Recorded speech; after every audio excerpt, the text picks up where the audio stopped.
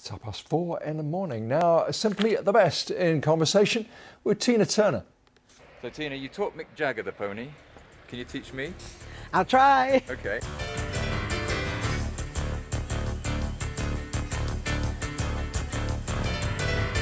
What the pony is, it was originated by the original Ikettes, and we used it as a traveling set. So you have to count, because how do you get from this point of the stage to that stage? The pony is 1, 2, that 2, 3 puts the foot back. Okay. That's again. Okay. 1, 3, 1, 2. No, come on. Come on. No, Come on. Come on. Come on. Okay, let's go again. 1, 2, 3. Yeah. 2, 3. You got to move that other I foot. can move that.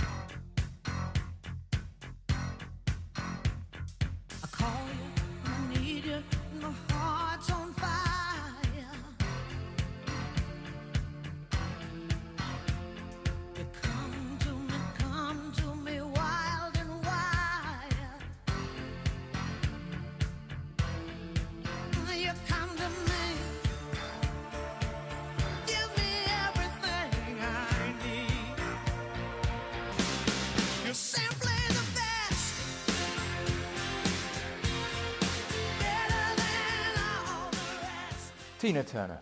Hello. Hello. Another autobiography. Another. This one is the end of the second part. Yeah. Why? What did you want to say?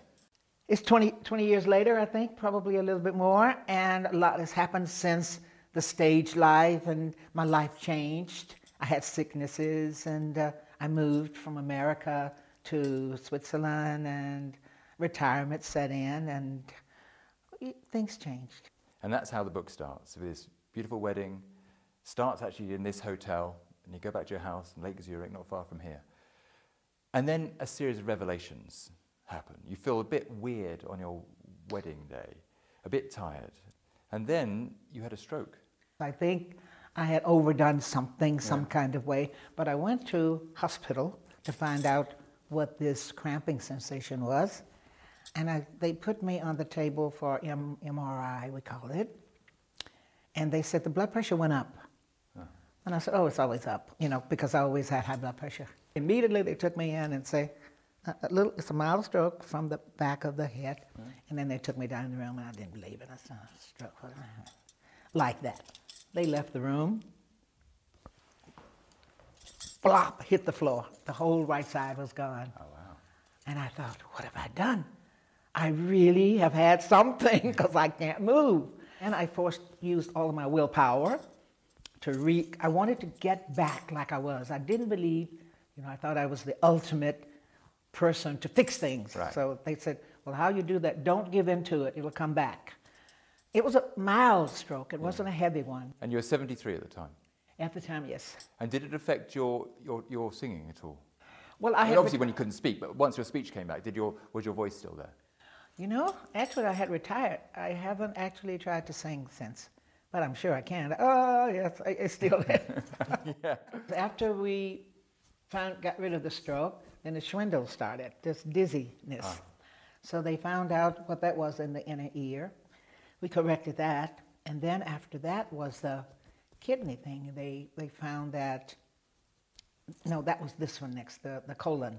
Yeah. So they said, okay, we'll have to cut half of it out. And because it was cancerous? Yeah. So then they said, only one of your kidneys are functioning. Actually, what happened was I stopped medication for kidney because I was tired of the medicine, and I wanted to see what I felt like, my old self, because it has, the blood pressure medicine holds you, it restricts you a little bit. Yeah. So your energy had gone. The energy, yeah. And so then I thought, I'm stopping it. I'll go back to homeopathic medicine. Well, the homeopathic medicine wasn't strong enough for what my problem was. Right. And that's why the kidney reacted and failed. So I went to the doctor, and he said, your kidney numbers, they are totally down. What have you done? I said, well, I stopped the medicine. So then he says, well, your other kidney is gone. It's now you have no kidney. Did he say you'd been foolish? No, the Swiss people are like the English, they have manners. He says. So I said, well, so what happens? He says, if you don't maintain, if you don't do what we recommend, you will probably die.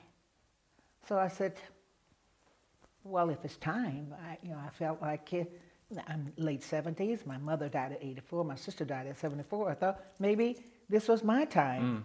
In Buddhism, you accept the life and the death. Yeah, I was ready. I just thought that it's my time. You'd even checked out assisted suicide. And I did once earlier. Anyway, death is not a problem for me. I don't really mind leaving. Right. I know a lot of people don't think that way, but I'm happy that I do because it's something that is inevitable. So anyway, Erwin said no. They said to Erwin, you can live with one kidney. So Erwin said to the doctors, can I give her one of mine? Something similar to this. I wasn't there. And then he found out that he doesn't need 2 kidneys. So then he came to me and said, Tina, you don't have to make this decision now. I can give you one of my kidneys. And I said, oh, Erwin, you're young. I'm already older. It's okay. You just get used to me not being here. Oh, no, he didn't want that. So then he talked me into him taking on 1 kidney. Wow. So I said, well, no, I have to talk to the doctors. And then I talked to them about Erwin and what will happen to him because he was still quite young. And I did feel like I was older. I was already in my 70s. So why should I take the kidneys from a young man and let him finish his life? That's what I felt like. And he said, no, my life is fine how it is. I'll give you one of my kidneys. Yeah. So the obvious question is, you're 79 next month. You've had your stroke, you've had cancer, and you've had a kidney failure and a kidney replacement. How are you, Tina? I'm happier than I've ever been in my life. I'm happier than I ever thought that life would become for me. So that means that most of my hardships came while I was young and growing up. And in the last days, when normally people suffer from old age and sickness, my happiness came. I'm really thoroughly happy. And how's your health? It's very good. I go to the doctor now once a month. For them to just check to make sure everything is going. I take medicine once a day that I have to for the rest of the life. And I did fall a couple of days ago and broke something, so I was in the wheelchair and on the crutches. But now I'm going through my sick period. And I think that'll take me right into the 90s or whatever. I'll be around for a while. You say in the book in 1968, you tried to take your own life. Right. At that time when I tried to commit suicide, my life was really down. That was the Ike and Tina days. I was terribly unhappy, extremely unhappy, continuously, day in, day out. I didn't have a way out. I didn't know that the way out is through the door, but that didn't come at the time. I just thought totally helpless. Yeah. And when I was really, really, really fed up, that's when I just took a chance and said, come what may, and left. I was just really tired of my life and the situation I was in with Ike. It's a tough question to ask somebody who's in a situation of domestic abuse. But you said it just a minute ago, the other option was just to walk out the door. Yes. Why didn't you? I didn't have a place to go. I didn't have money. I didn't have access to money. I was leaving children. Yeah. Which I did try to leave a couple of times that wasn't written in the books. And the first time was when I had the experience of being whipped with a wire hanger. Wow. And then another time was something else. And I realized, well, you don't go back. The experience is once you leave, don't go back. Right. You got married to Ike. And just tell me about the wedding night, because it's unconventional. Really? Yeah, that was really bad. Ike was crooked from day 1 to day 2 to the end of one day. Everything he did was conniving, and I was different. I thought the wedding, I was fairy tale-ish. I thought, someone would ask you to marry and you to wear the white dress, and this was my wedding. A piece of paper pushed across, and we signed. And after that, we went to a brothel and watched sex. It was really, that's even hard to really think about. So as far as I was concerned, nothing had changed. Yeah. I was still with Ike.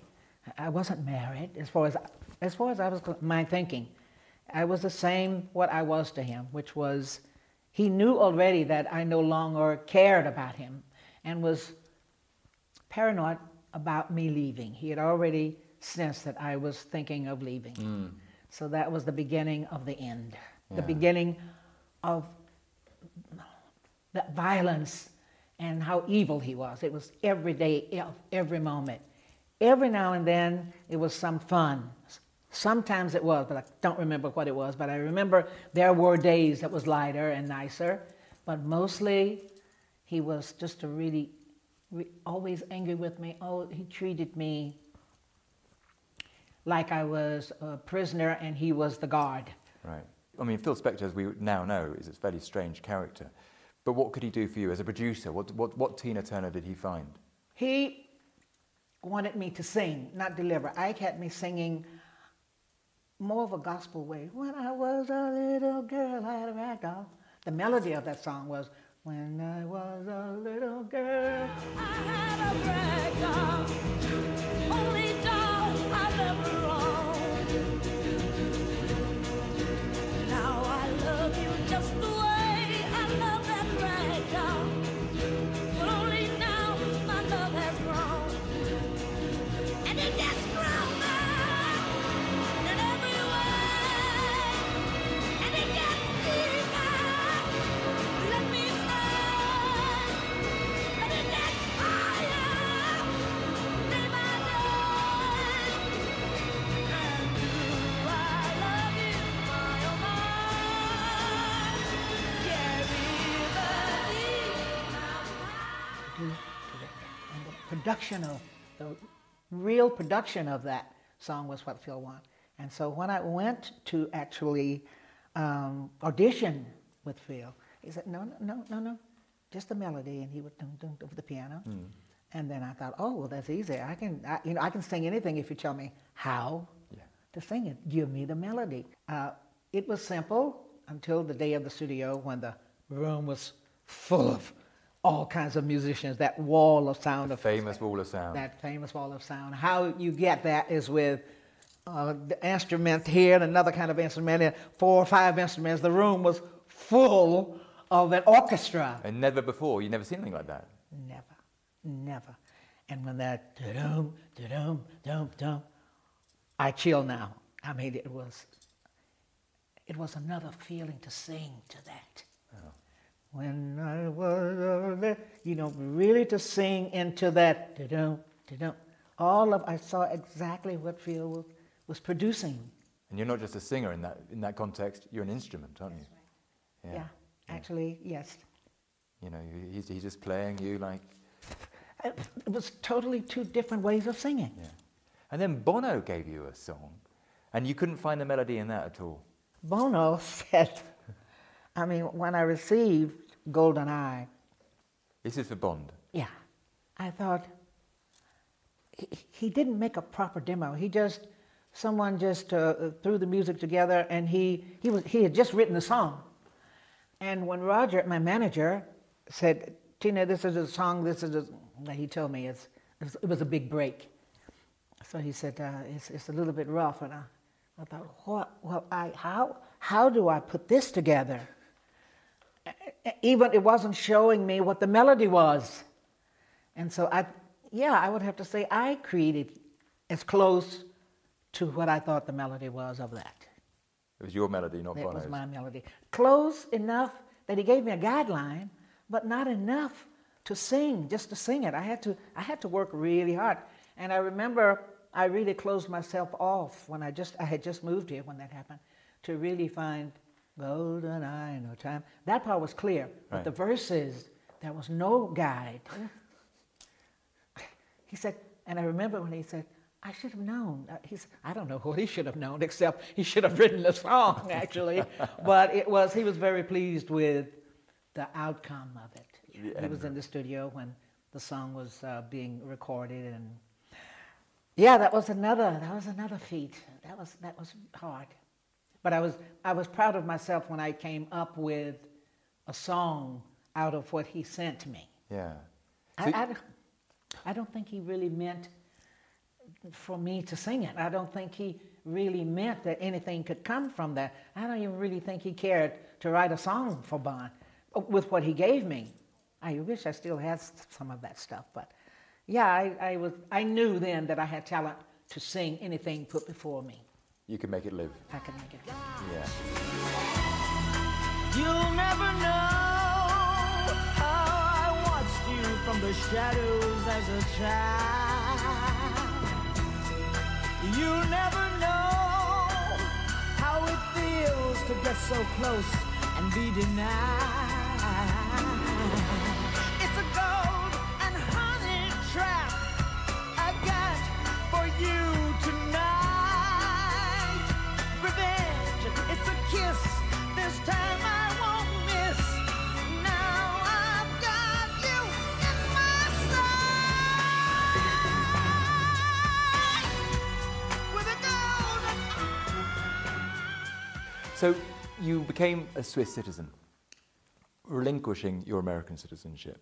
And here you are now in 2018, looking back at your old country, at America.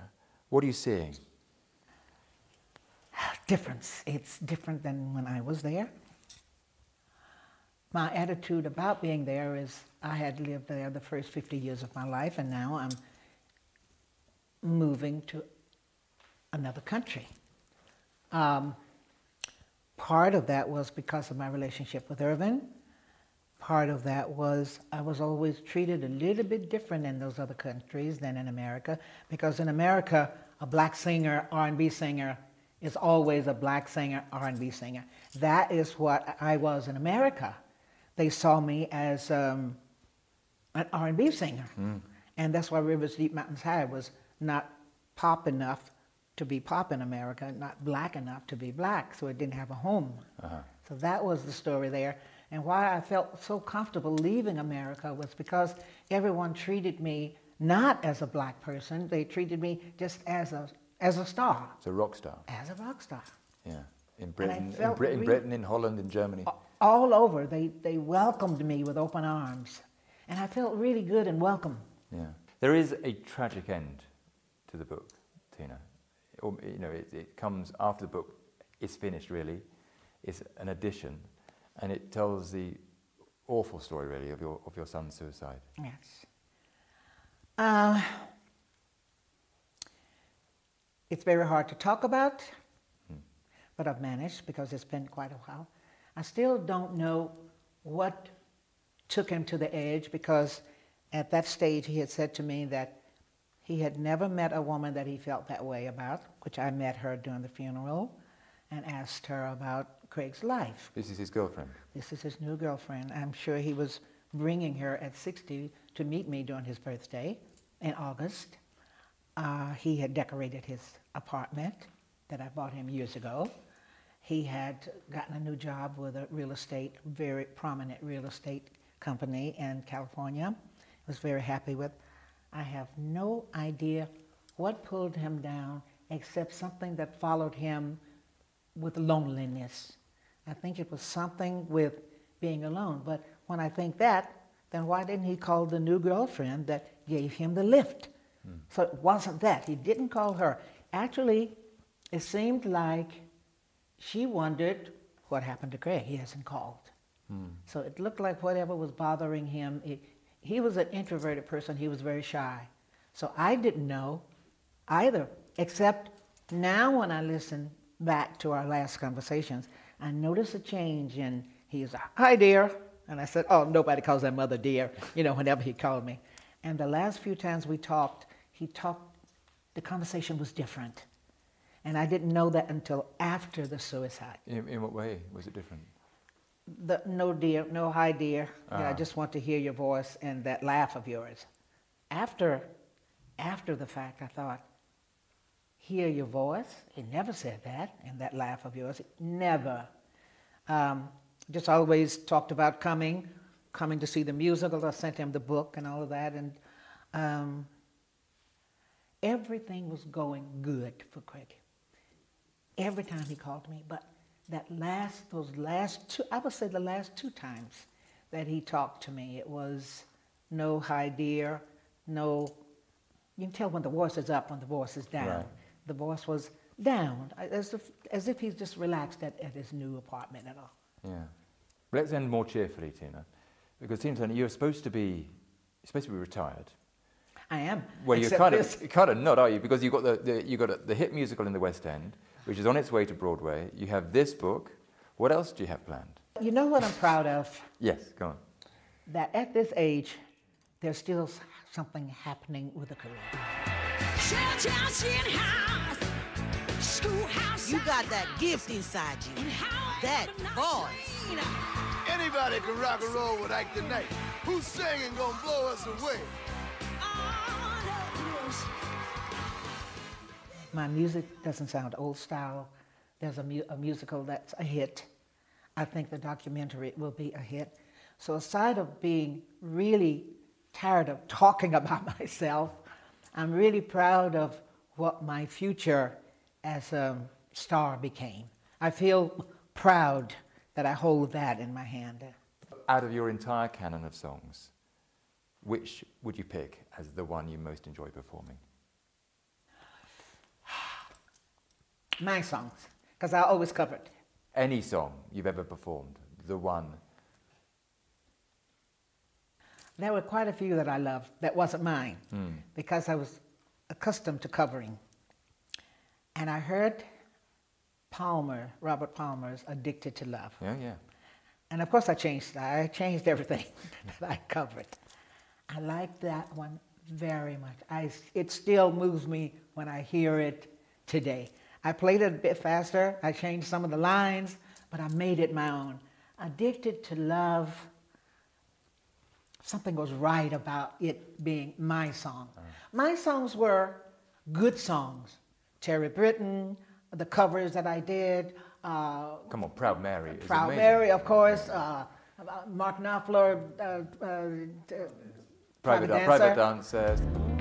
You don't look at their faces, and you don't ask their names. You don't think of them as human. You don't think of them at all. You keep your mind on the money, keeping your eyes on the wall. I'm your private dancer, a dancer for money. Do what you want me to do. I'm your private dancer, a dancer for money, and any old music will do. You believe in reincarnation, you say so in the book. What would you like to come back as? I'd like it to be easier. What do I want to come back? I think, as a teacher, I think I want to come back with the knowledge that I learned this lifetime. And I think I want to teach spiritually to help people know how to live. And are you Anna Mae or are you Tina Turner? Both. How do I say both? Tina Turner is still on stage. People still see me as Tina. I will always be Tina to them because that they only see me on stage. They're not in my home and in my private life. I think even the people in my private life might see a little bit of anime at some of the parties or whatever, or my style of living. I don't party a lot. I don't travel a lot. I stay at home, so they can go by how I live my life here to know that, no, oh no, she's not that way or this way. So they would know that that part of Tina is only on for stage. So Anna Mae is a quiet, reclusive type. A little bit Tina Turner is less, a showwoman. Less than the showwoman, much less, I think. Tina Turner, thank you very much indeed. Wonderful. Thank you.